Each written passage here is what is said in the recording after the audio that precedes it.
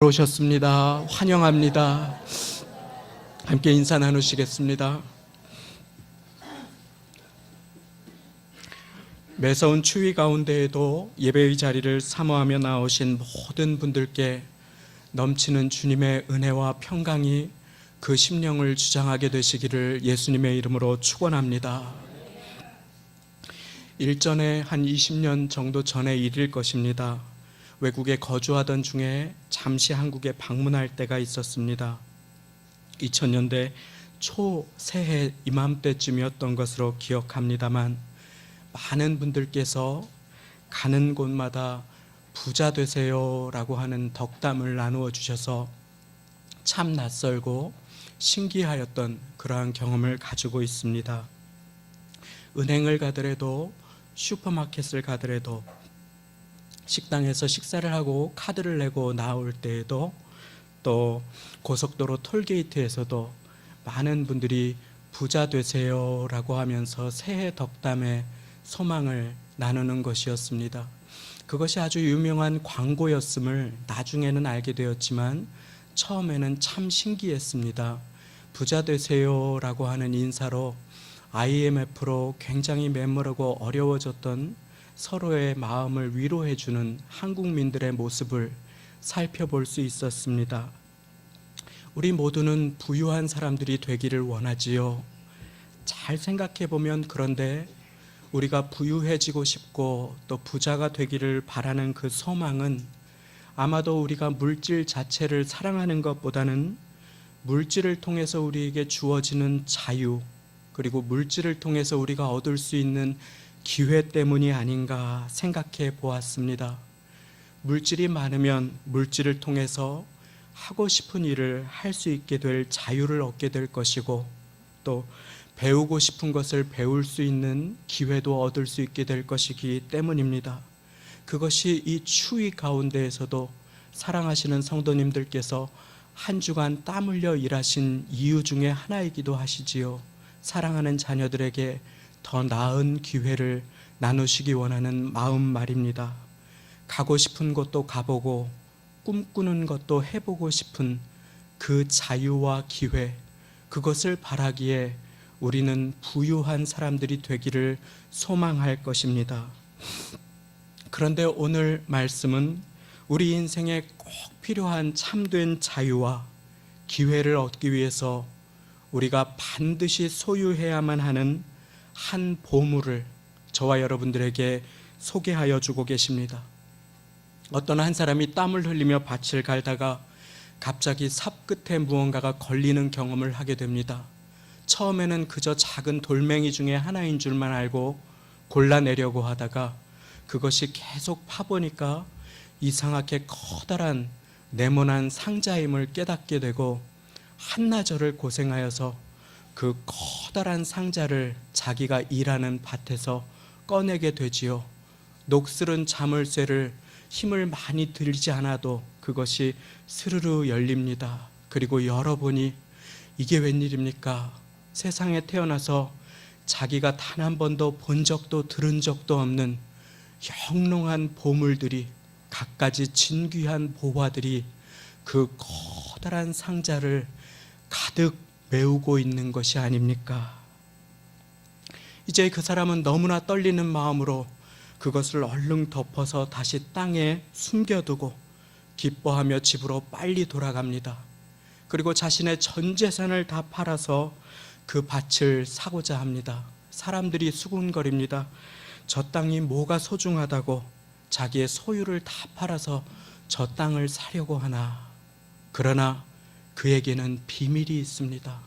사람들이 알지 못하는 분명한 이유가 있습니다. 무엇입니까?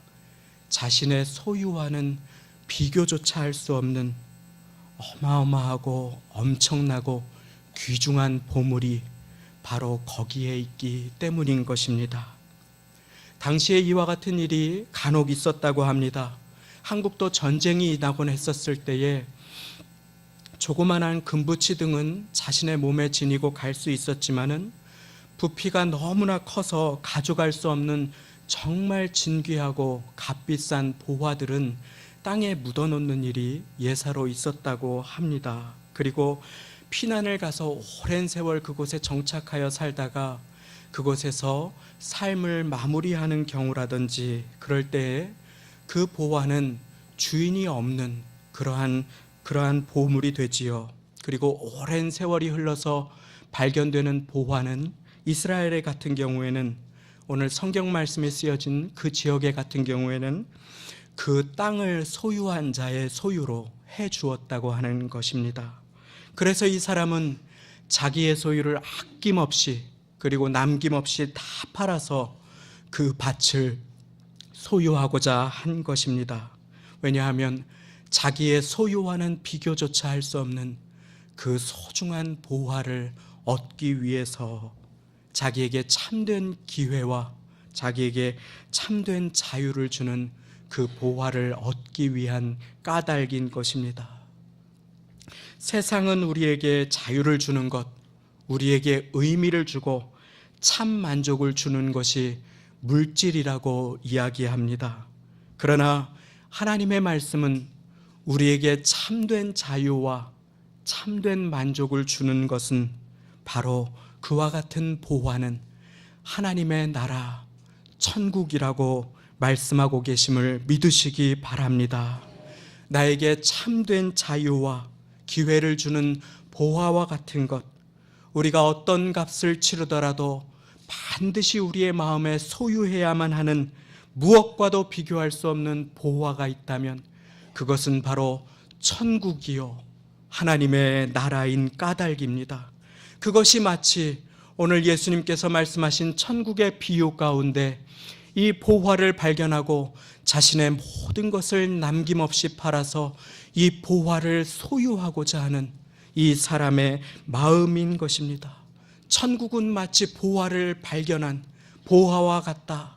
천국은 마치 좋은 진주를 발견한 자와 같다. 그리하며 자기의 모든 소유를 다 팔아서 이것을 소유해야만 한다고 하는 그 예수님의 명령, 그 예수님의 바램과 소원이 저와 여러분들의 바램과 소원이 되시기를 예수님의 이름으로 축원합니다. 오늘 본문을 읽으면서 제 마음 가운데 꼭 떠오르는 찬양을 저와 여러분의 고백으로 하나님께 올려드렸습니다.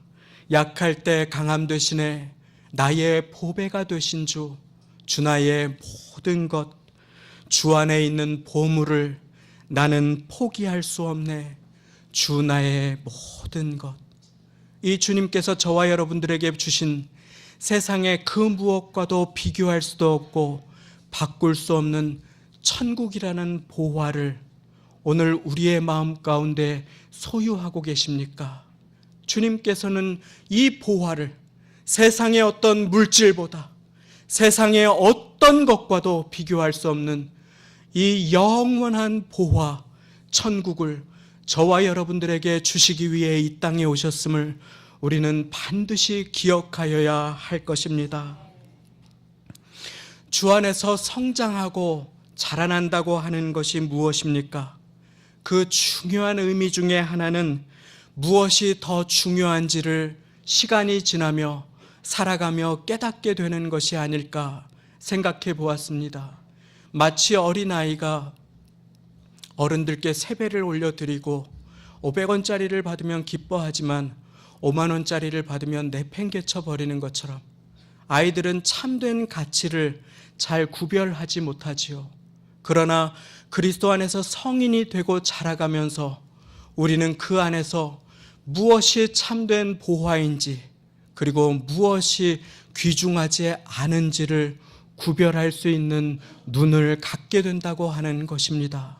그래서 하나님의 말씀은 너희가 그리스도의 은혜와 그리스도를 아는 지식에서 자라가라고 계속해서 저와 여러분들에게 명령하여 주고 계신 것입니다.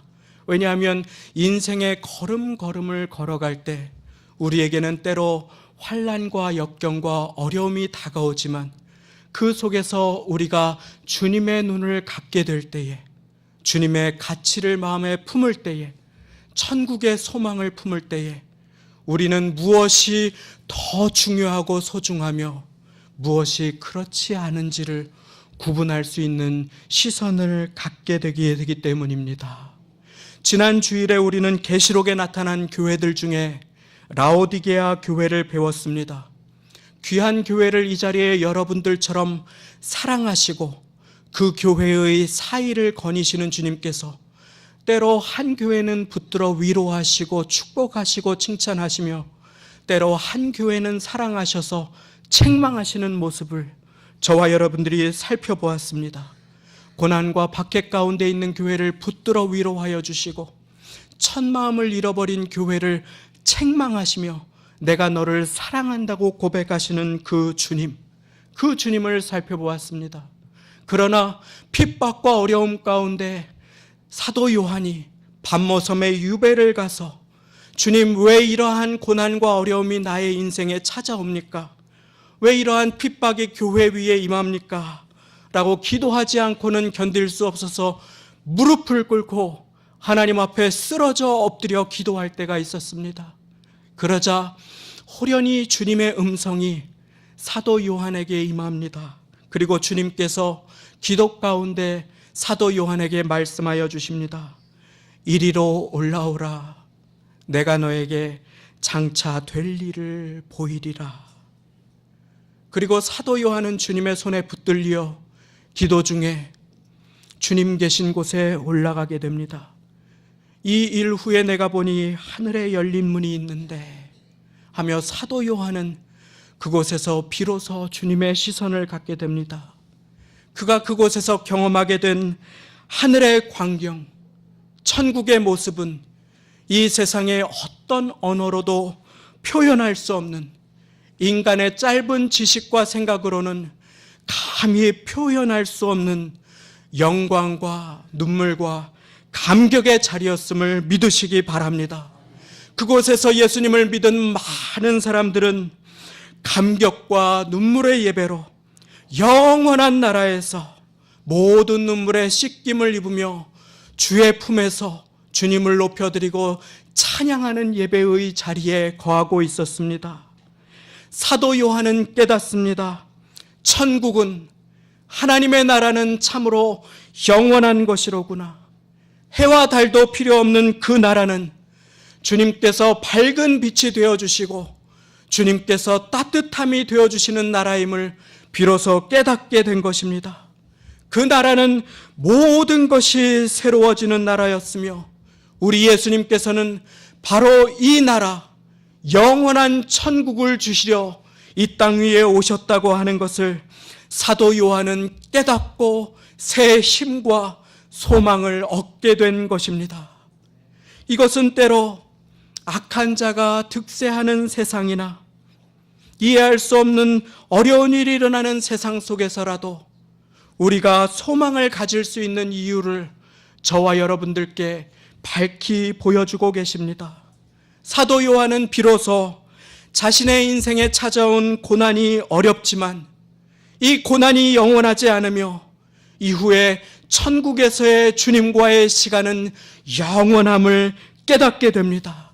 그리고 이것이 그에게 삶의 의미와 힘이 되어 주었던 것입니다. 왜냐하면 영원한 생명, 영원하신 하나님의 나라, 이것이 값을 매길 수 없는, 이 세상 무엇과도 바꿀 수 없는 중요한 보화가 되며 우리 주님께서는 이 시간 그 천국을 우리의 마음 가운데 소유하고 그 천국의 소망을 가지고 주님과 동행하는 저와 여러분들이 다 되시도록 이 예배 가운데 우리 모두를 불러주셨기 때문인 것입니다. 이제 이 말씀을 드리고 오늘의 말씀을 맺고자 합니다. 저는 원더걸스라고 하는 유명한 그룹이 몇 명인지 또 어떤 노래를 불렀는지 잘은 알지 못합니다. 그런데 그 그룹의 리더였던 민선예라고 하는 한 자매님이 신실한 기독교인이고 젊은 선교사 청년을 만나서 가정을 이루었다고 하는 소식을 몇 년 전에 듣고 깜짝 놀라서 그 자매님에 관한 기록을 잠시 살펴보았던 기억을 가지고 있습니다. 유명한 연예인이, 인기 최정상의 미모를 자랑하는 연예인이 가난한 선교사 청년과 결혼한다는 것이 이 땅 위에서 결코 흔치 않은 일처럼 여겨졌기 때문인 것이었습니다. 그리고 알게 된 사실이 있었습니다. 그녀는 부모님의 이혼으로 시골에서 할머니의 손에서 어릴 때 자라났습니다. 그리고 그래서 비교적 행복하지 못한 유년 시절을 보냈다고 스스로 고백하는 것을 들었습니다. 그렇게 그 시절을 보내고 청소년기를 지나면서 꿈을 가지고 열심히 노력하고 또 노력해서 모든 사람들이 부러워하는 성공을 이루게 되었습니다. 그녀는 당시에 원더걸스라고 하는 그룹의 리더로 23살의 나이에 자기가 누릴 수 있는 모든 인기와 명예와 부를 다 거머쥐었다고 합니다. 한국인 그룹으로서는 드물게 미국의 빌보드 차트에까지 오르는 인기와 재물을 얻을 수 있었다고 합니다. 그런데 20대 중반의 전성기의 나이에 모두가 부러워하는 그 자리에 섰건만 그 마음에 아무런 만족이 없었다고 하는 것이었습니다. 기쁨도 없고 불안과 두려움이 그 마음에 가득 있었다고 하는 것이었습니다. 그래서 인생을 어떻게 살면 좋을까? 이 인생을 어떻게 살면 좋을까? 고민하던 중에, 기도하던 중에 일주일이라고 하는 시간을 하나님께서 그 인생에 소중하게 선물해 주신 것을 깨닫고 그 일주일의 시간을 기적처럼 얻어서 모든 스케줄을 다 빼고 IT라고 하는 지역에 아무도 모르게 선교 여행을 떠나게 되었습니다. 그리고 그곳에서 어려움에 처한 분들에게 예수님의 사랑을 나누고 또 지진 가운데 죽어가는 분들이나 소망을 잃어버린 분들에게 그 손을 붙잡아 드리고 또 예수님의 사랑을 나누어 드리고 구호품을 전달해 드리는 그러한 일을 하다가 거기에서 그 이전에 자기가 깨닫지 못했던 참된 만족과 삶의 의미와 기쁨을 깨닫게 되었다고 하는 것이었습니다. 그리고 그분이 이렇게 고백하는 것을 듣게 되었습니다. 예수님을 만나서 참된 진리를 깨닫게 되었습니다. 그 누구도 이 세상의 끝에 있는 죽음이라고 하는 모든 인간이 가진 문제를 해결할 수 없는데 예수님께서 이미 2000년 전에 오셔서 그 모든 인간의 문제를 해결하시기 위해서 당신의 생명을 주시고 영원한 생명, 천국을 선물로 주신 것을 내가 왜 깨닫는지 못했는지 모르겠습니다. 그 놀라운 복음을 내가 왜 이제서야 깨닫게 되었는지 하는 생각이 들며 너무 감사했다고 하는 것이 그 원더걸스 리더였던 민선예라고 하는 자매의 고백이었던 것입니다. 그녀가 무엇을 고백하고 있습니까? 물질도 명예도 인기도 건강조차도 헛된 안개와 같으나 오직 하나님은 영원하시다고 고백하고 있는 것입니다. 오직 하나님의 영원하신 사랑만이 우리를 붙드실 수 있음을 믿으시기 바랍니다. 오직 예수님의 생명만이 우리를 천국으로 인도하시는 하나님의 은혜의 선물, 이 세상 누구도 저와 여러분들에게 줄 수 없는 선물이 됨을 믿으시기 바랍니다.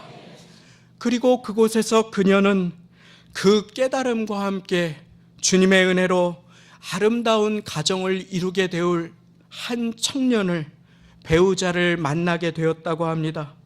그는 그곳에 있는 빈털터리 선교사 한인 2세 청년이었습니다. 두 사람은 이후에 편지와 이메일로 교제를 하며 이제 청혼을 하게 되었다고 합니다. 그 가난한 선교사 청년이 만나서 청혼을 할 때에 무엇이 있겠습니까? 그분이 고백했습니다. 내가 집도 해줄 수 없고 반지도 해줄 수 없습니다. 그때 그 원더걸스의 리더였던 그 선예라고 하는 분이 이렇게 고백했다고 합니다. 반지가 결코 영원한 것이 아닙니다. 영원한 것이 무엇입니까? 하나님께서만 영원하심을 믿으시기 바랍니다.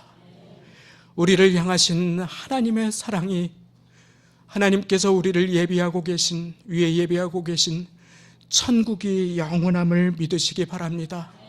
우리 주님께서는 그 영원한 보호와 무엇과도 바꿀 수 없는 천국을 우리에게 주시려 이 땅에 오셔서 십자가를 지셨습니다. 그리고 그 은혜를 믿는 자에게 주님께서는 너는 내 것이라 고백하여 주십니다. 오늘 우리의 생명이, 우리의 물질이, 우리의 자녀들이, 우리의 사업장이 주님의 것임을 함께 고백하시기를 원합니다. 그리고 이 영원한 천국의 소망을 품고 이 땅 가운데 주님과 동행하시는 복된 저와 여러분들 다 되시기를 예수님의 이름으로 축원합니다. 함께 기도하시겠습니다.